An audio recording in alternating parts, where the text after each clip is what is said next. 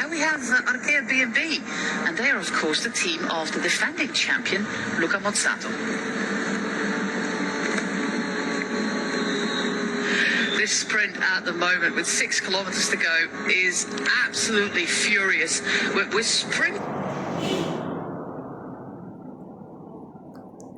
towards that corner right now, and I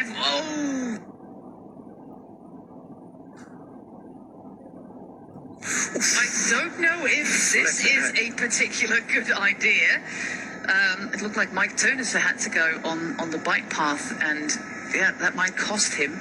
More riders are actually doing it, but that was a pretty blatant error. I don't know what the commissaires are going to do about that one, but that was not allowed.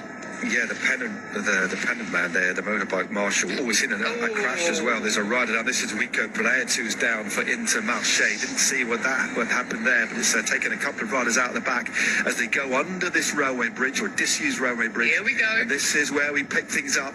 Proper liner here. Opposite the Koenig, setting fire to the tempo here. Yeah, this is what they saved their energy for, with Jasper Philipsen there in third position, with biniyam Germay not far. Let's see what happened there with Vito Braats. Oh, yeah. Just got it wrong on the corner. His back wheel locked up.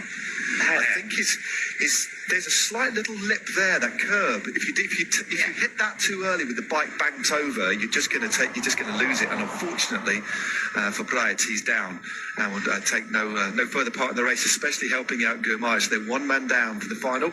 But look at how spread out this peloton is here. So Alpes and de Koenig doing a really good job drilling it here on this tailwind. So if you're halfway down the field here, you've got very limited chance of doing anything in this race. Yeah, I think Arnaud Lee is a little bit further back. He might actually be too far back. There's one Lotte Destiny rider there at the front, two for Arkea B&B. But wow, look at that. Yeah.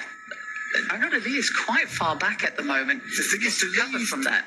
Yeah, one thing you can say about Lee, and we've seen it before, is his remarkable ability to move up in the final. True, it's just insane. You do wonder sometimes about his positioning play, that if he was a bit more advanced, he'd maybe win more.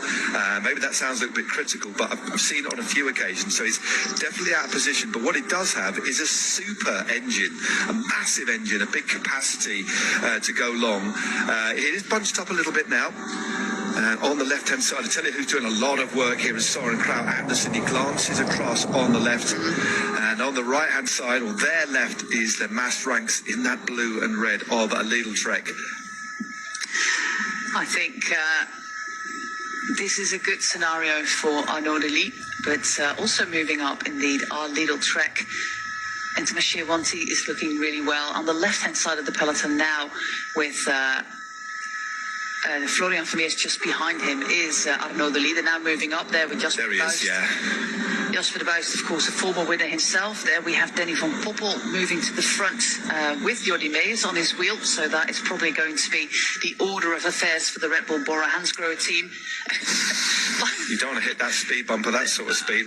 I tell you, the one rider, just thinking about the Israel Premier Tech team as well, I think that they'll defer, or Hofstetter, Van Hofstetter or Tom Van Nutter. Hofstetter's been up in the top 5, maybe third in this before in the past, just from memory. But they do have 2 clear options with Ackerman out of the race with a mechanical. I think his chain had come off by the looks of things. But yeah, 2Ks to go. Still Alpes and de Koenig on the front. Yeah, the first the first cobbles are at about 1.3 Well, a little bit too early for Alpes in de Koenig. Stefan is, I think, the man at the front, and that means that Philipsen has to, glance over his shoulder, find himself a different lead out. We do see that Gianni Vermeers is making his way back to the front right now, but this is rather early to just have one guy in front of you. So we see that that's exactly what he's doing. Yeah, Soren Krauth Andersen was the rider, did a long turn on the front. As you say, he's now dropped back in his Lance Rex, taking them in. They hit the cobbles, 1 kilometre to go now. Tim Malia, where is Malia? He's a little bit further back now. Arnaud Lee has got onto the wheel of the other favourite this race, the Jasper Philipsen. This is going to be an absolutely superb sprint now. The man winding it up is Fabio van der Bosch.